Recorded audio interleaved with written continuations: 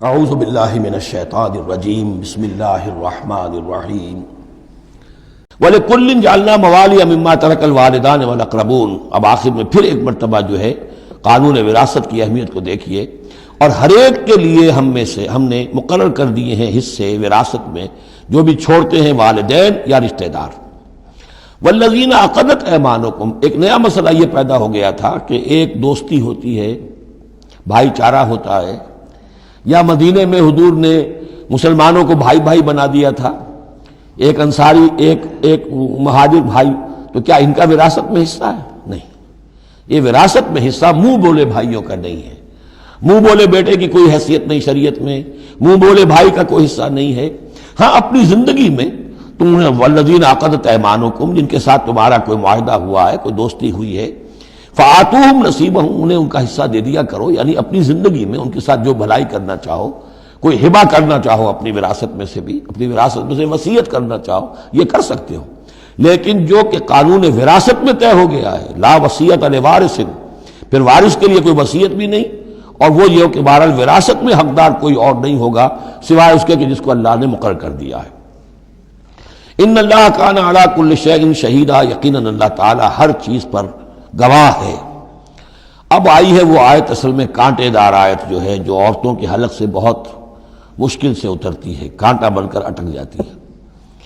الرجال قوامون علی النساء، یہ تمہید تھی ساری، ایک سورہ بقرہ میں تمہید آ چکی تھی، علیہن لہن مثل الذی علیہن بالمعروف وللرجال علیہن درجہ، یہ کہہ کے بات چھوڑ دی۔ آگے آئے لا تتمنوا ما فضل اللہ بعضهم علی بعض، اور مزید اس کے لیے ذہنی جو ہے تیاری کر دی۔ اب آ رہی ہے وہ چیز جو چبھنے والی چیز ہے۔ الرجال قوامون علی النساء، مرد عورتوں پر حاکم ہے۔ یہ میں ترجمہ زور دے کر رہا ہوں۔ یہ قامہ جو ہے، قامہ جب علا کے ساتھ آئے گا تو کچھ اور معنی ہوں گے، قامہ بے کے ساتھ آئے گا کچھ اور معنی ہوں گے۔ قامہ بے کسی شے کو قائم کرنا، کونوا قوامین بالقسط، اسی سورہ مبارکہ میں یہ آیت آ جائے گی، کونوا قوامین بالقسط، عدل کو قائم کرنے والے بن کر کھڑے ہو جاؤ۔ قامہ علا، کسی کے اوپر، سر پر مسلط ہونا، یہ ہے گویا کہ ایک درجہ حاکمیت ہے۔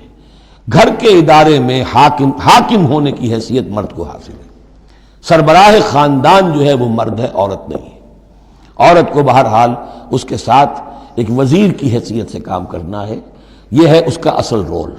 اسی لیے میں بیان کر چکا ہوں کہ وہ جو نسیان کا معاملہ تھا، اللہ تعالیٰ نے اس کے اندر چونکہ یہ سیکنڈ رول پلے کرنا ہے اسے یقیناً اس کے جذبات کو تو زیادہ ٹھیس پہنچنے کا امکان رہے گا۔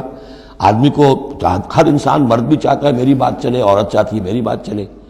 اب آخر کار کس کی بات چلے گی؟ یا تو دونوں کسی طریقے سے کسی مسئلے میں متفق ہو جائیں، اور عورت جو ہے بیوی اپنے شوہر کو دلیل سے، اپیل سے جس طرح قائل کر لے تو معاملہ ٹھیک ہو گیا۔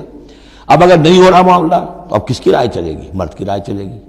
تو کس کو اس سے ایک صدمہ پہنچے گا؟ عورت کو پہنچے گا۔ لیکن اس صدمے کا ہی جو ہے انفلوئنس، اس کو کم کرنے کے لیے سیفٹی والو، نسیان کا مادہ اللہ تعالیٰ نے عورت میں زیادہ رکھ دیا۔ اسی لیے پھر اس قانون شہادت کے اندر ایک مرد کی جگہ 2 عورتوں کو وہاں پر اس کا نصاب رکھا گیا۔ الرجال قوامون علی النساء بما فضل اللہ بعضهم علی بعض۔ اب یہ دوسری بات ہے کہ اگر وہ شوہر حاکم ہو کر ظلم کرتا ہے، ان کے حق ادا نہیں کرتا ہے، تو اللہ کے ہاں بڑی سخت پکڑ ہوگی۔ یہ تو دوسری بات ہے بالکل۔ لیکن یہ کہ جو قانون ہے اسلام کا وہ یہی ہے کہ یہ اختیار دیا گیا، اب آپ اس اختیار کا غلط استعمال کر رہے ہیں، آپ اس کو ظلم کا ذریعہ بنا رہے ہیں، تو اس کی سزا اللہ تعالیٰ کے ہاں آپ کو مل جائے گی۔ بما فضل اللہ بعضهم علی بعض، بسبب اس فضیلت کے جو اللہ نے بعض کو بعض پر دی ہے، وبما انفقوا من اموالہم، اور بسبب اس کے جو وہ خرچ کرتے ہیں اپنے مال۔ اب دیکھیے یہ خرچ کرنے کا معاملہ اسلام میں شادی سے شروع ہو گیا۔ شادی مرد کی بھی ضرورت ہے، عورت کی بھی ضرورت ہے، لیکن مرد مہر دیتا ہے، عورت مہر وصول کرتی ہے۔ تو جو خرچ کرنے والا ہے اب اس کی ایک حیثیت دوسری ہو گئی۔ پھر گھر میں اس کا نان نفقہ پورا جو ہے، اس کا خرچہ، اس کی ذمہ داری، اس کو سپورٹ کرنا شوہر کے اوپر ہے، تو اب وہ مال خرچ کر رہے ہیں۔ بما انفقوا من اموالہم، فالصالحات، تو نیک بیویاں کون ہیں؟ جو کہ ایک یوں سمجھیے قرآن کے نزدیک ایک عورت کا جو اچھا کردار ہونا چاہیے، ایک خاتون خانہ کی جو بہترین روش ہونی چاہیے، وہ یہاں 3 الفاظ میں آئی ہے۔ فالصالحات ہو نیک بیویاں قانتات، ایک تو فرما بردار ہوتی ہیں، شوہروں کی فرما بردار، حافظات للغیب، غیب میں حفاظت کرنے والیاں، یعنی ظاہر بات ہے کہ مال ہے کسی کا تو گھر میں ہے، وہ تو کام پہ چلا گیا ہے، اب وہ کس کی حفاظت میں ہے؟ بیوی کی حفاظت میں ہے۔ اسی طرح اب بیوی کی جو عصمت ہے وہ در حقیقت مرد کی عزت ہے، اب وہ اس کی عزت کی حفاظت کرے اس کی غیر موجودگی میں۔ اسی طرح مرد کے راز ہوتے ہیں، سب سے زیادہ بڑھ کر جو ہے رازدان وہ تو بیوی ہوتی ہے۔ تو تین اعتبارات سے حافظات للغیب، حافظات للغیب، غیب میں حفاظت کرنے والیاں، حفاظت کرنے والیاں شوہر کے مال کی، شوہر کے رازوں کی اور شوہر کی عزت کی۔ بما حفظ اللہ، اللہ کی حفاظت سے، حفاظت ہے تو اللہ کی، لیکن جیسے رازق اللہ ہے لیکن کام تو انسان کو کرنا پڑتا ہے، رزق کمانا پڑتا ہے۔ واللاتی تخافون نشوزہن، اور وہ خواتین کے جن کے بارے میں تمہیں اندیشہ ہو جائے ان کے اندر سرکشی کا، ضد ہے، ہٹ دھرمی ہے، بات نہیں مان رہی ہیں، اپنی بات منوانی ہے، کسی نہ کسی طریقے سے گھر کی فضا خراب کی ہوئی ہے، یہ ہے نشوز۔ ذہناً تسلیم نہ کرنا کہ میری حیثیت جو ہے وہ بہرحال شوہر کے تابع دار کی ہے، اس کو اگر تسلیم نہیں کریں گے تو ظاہر بات ہے فرکشن ہوگی، اور فرکشن جو ہے اس کے نتیجے کے اندر وہ گھر کے اندر جو ہے وہ ایک فساد پیدا ہوگا۔ واللاتی تخافون نشوزہن فعظوہن، تو ان کو پہلے تو نصیحت کرو، واہجروہن فی المضاجع، دوسرے تنبیہ کے طور پر ان سے تعلق اپنے بستر علیحدہ کر لو اور ان کے ساتھ وہ تعلق زن و شو جو ہے کچھ عرصے کے لیے بند کر دو۔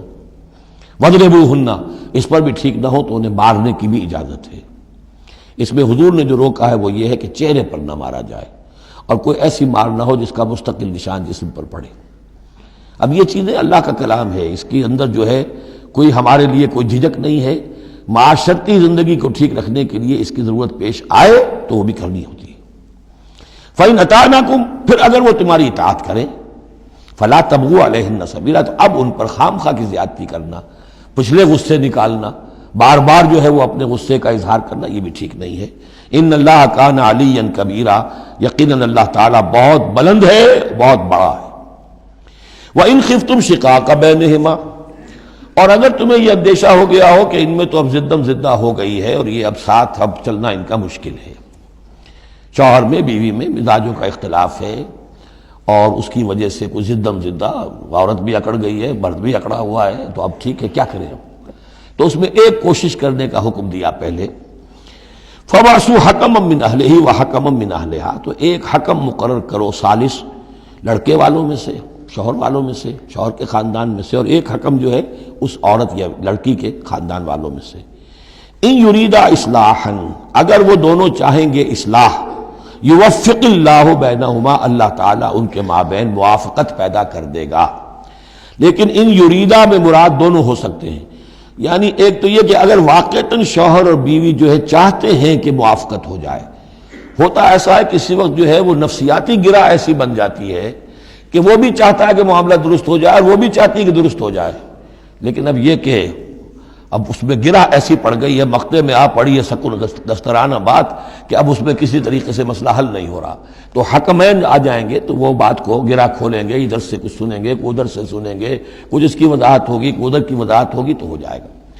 اور ایک یہ بھی ہو سکتا ہے کہ اس سے مراد حکمین ہوں کہ اگر حکمین پوری سی کوشش کریں گے تو اللہ تعالیٰ ان کے مابین موافقت پیدا کر سکتا ہے۔ میرا رجحان پہلی رائے کی طرف زیادہ ہے۔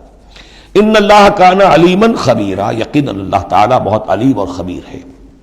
صدق اللہ العظیم۔